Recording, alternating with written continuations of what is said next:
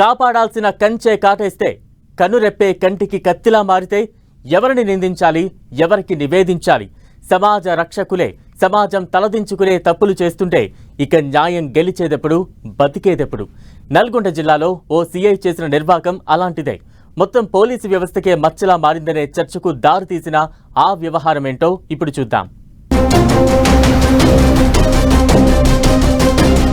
పోలీసులంటేనే సమాజాన్ని కాపాడే రక్షక భటులు, బాధితుల పక్షాన నిలవాల్సిన వ్యక్తులు.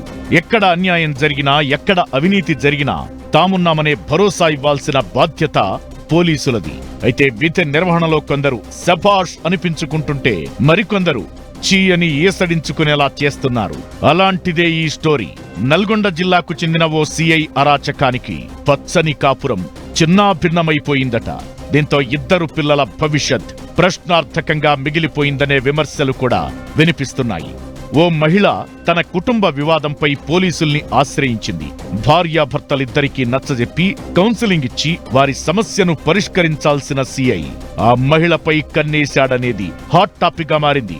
ఆమె భర్తను హింసించి ఇద్దరినీ కలవకుండా చేయడమే కాకుండా ఒంటరిగా ఉన్న ఆ మహిళను బెదిరించి ప్రలోభాలకు గురిచేసి లొంగదీసుకున్నాడనే చర్చ పోలీస్ వర్గాల్లో వినిపిస్తోంది. అంతటితో సరిపెట్టుకోలేదట ఆ కాకి. ఆమెకు విడాకులిప్పించేందుకు భర్తపై కేసులు పెట్టించాడట. సీఐ ఆగడాలతో ఆ బాధితుడు జిల్లా ఎస్పీని ఆశ్రయించాడనే వార్తలు కూడా వినిపిస్తున్నాయి. బాధితుడు చూపించిన పక్కా ఆధారాలు, ఆ సీఐ చేసిన చాటింగ్ చూసి నిర్ఘాంతపోయిన పోలీస్ ఉన్నతాధికారులు విచారణకు ఆదేశించినట్టు కూడా తెలుస్తోంది. అయితే గుట్టుచప్పుడు కాకుండా సాగుతున్న ఈ వ్యవహారంపై పోలీస్ డిపార్ట్మెంట్లో ఇంటర్నల్ గా చర్చ గట్టిగానే జరుగుతోందని టాక్. అధికారాన్ని అడ్డం పెట్టుకుని డర్టీ పనులు చేసే ఇలాంటి కాకీల తీరు మొత్తం పోలీస్ డిపార్ట్మెంట్కే మచ్చ తెస్తోందనేది లోకల్ టాక్. మరి దీనికి ఉన్నతాధికారులు ఎలాంటి ఎండ్ కార్డ్ వేస్తారో చూడాలి.